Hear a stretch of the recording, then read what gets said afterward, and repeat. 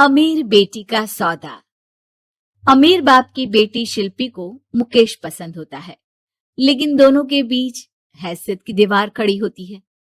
और फिर कहीं नौकरी कर लो ना, क्या हमेशा ये लोहे की सलाखों के पीछे भागते रहते हो? कितनी मेहनत करते हो। शिल्पी, नौकरी से कुछ नहीं होगा।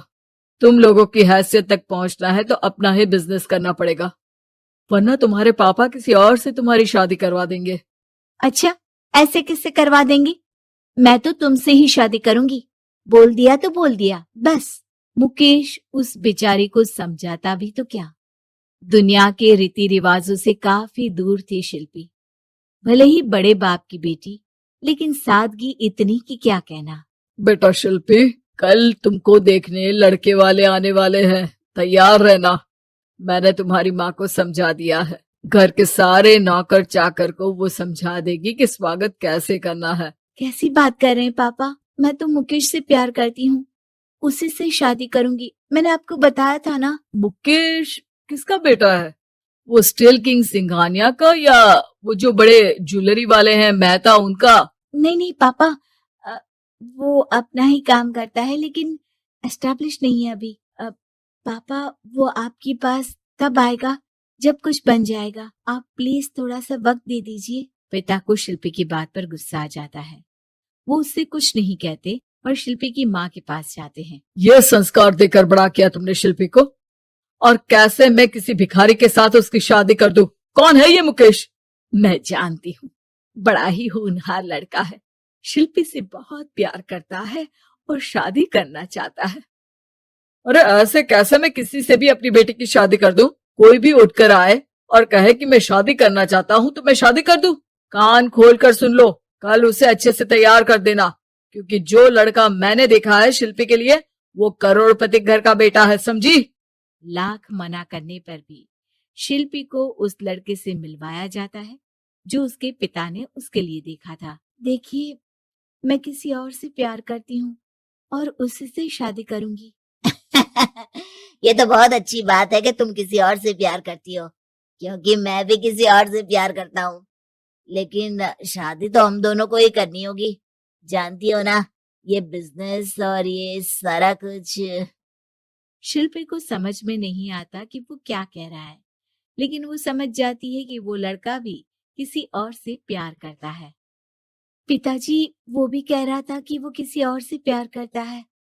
हाँ तो करने दो ना, हमने तो नहीं रोका। तुम अपना देखो, शादी के लिए हाँ कर गया है वो। लेकिन क्यों? अरे वो और मैं दोनों ही एक दूसरे से प्यार नहीं करते, फिर शादी क्यों कर ले?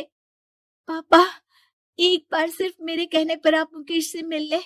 पिता शिल्पी के कहने पर फॉर्मेलिटी के लिए ही सही, लेकिन मुकेश को घर बुला लेते हैं। देखो, ज्यादा वक्त नहीं दे पाऊंगा। ये बताओ कि शादी के बाद कहाँ रखोगे उसे? 2 कमरे के मकान में? नहीं सर, मैंने 2 साल के बाद का सारा प्लान कर लिया है।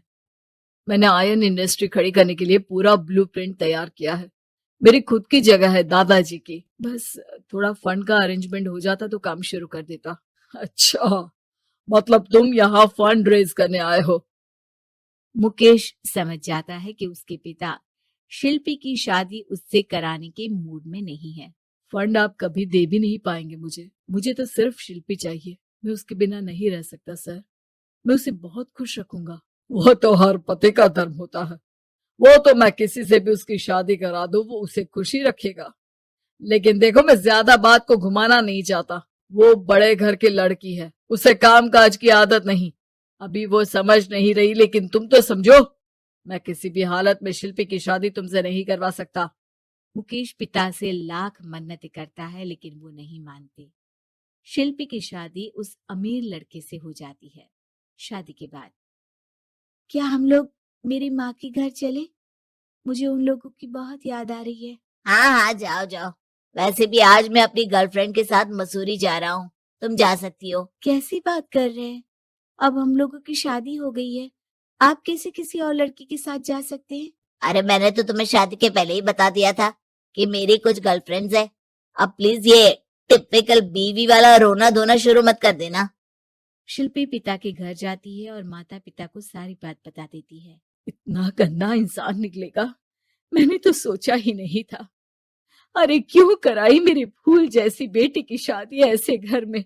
और तो क्या हो गया, शुरू शुरू में हर घर में ऐसा होता है, धीरे धीरे ठीक हो जाएगा। और वैसे भी उन लोगों के साथ हम लोगों की एक बड़ी डील फाइनल हुई है, समझी। उन लोगों से रिश्ता बनाकर रखो, तभी पैसों की बारिश होगी। पापा, अब समझ में आया कि आपने मेरे साथ ऐसा क्यों किया। मुकेश आपके सामने गिड़गिड़ा कर गया कि वो मुझे बहुत खुश रखेगा, लेकिन आपने मेरी शादी एक ऐसे लड़के से करा दी जो किसी और लड़की से प्यार करता है और शादी सिर्फ समझौते के लिए कर रहा है। पापा, मैं जा रही हूँ, लेकिन इस घर में कभी पैर भी नहीं रखूंगी। आपने मुझे सामान की तरह इस्तेमाल किया। माँ शिल्पी को बहुत रोकती है, लेकिन वो एक नहीं सुनती। कुछ समय बाद, शिल्पी, मुझे नहीं लग रहा कि अब हम दोनों के बीच ये शादी और रह पाएगी। मैं किसी और से शादी करना चाहता हूँ। वैसे तुम परेशान मत हो ना, तुम्हारे पापा के साथ हम लोगों की डील जो चल रही है ना, वो नहीं रुकेगी, क्योंकि तुम बहुत अच्छी लड़की हो। ठीक है, मैं जा रही हूँ, तलाक के पेपर में साइन करके। लेकिन एक शर्त है, मैं कहाँ गई ये बात मेरे पिता तक नहीं पहुंचनी चाहिए। शिल्पी घर छोड़कर चली जाती है। वो एक नौकरी करती है और अपना जीवन खुद संभालती है। लेकिन एक दिन, शिल्पी जी, आपसे मालिक मिलना चाहते हैं। मुझसे क्यों? शिल्पी मालिक के कमरे में जाती है, जहां सामने मुकेश होता है। अरे आपको देखकर बहुत खुशी हुई, बहुत बड़े आदमी बन गए।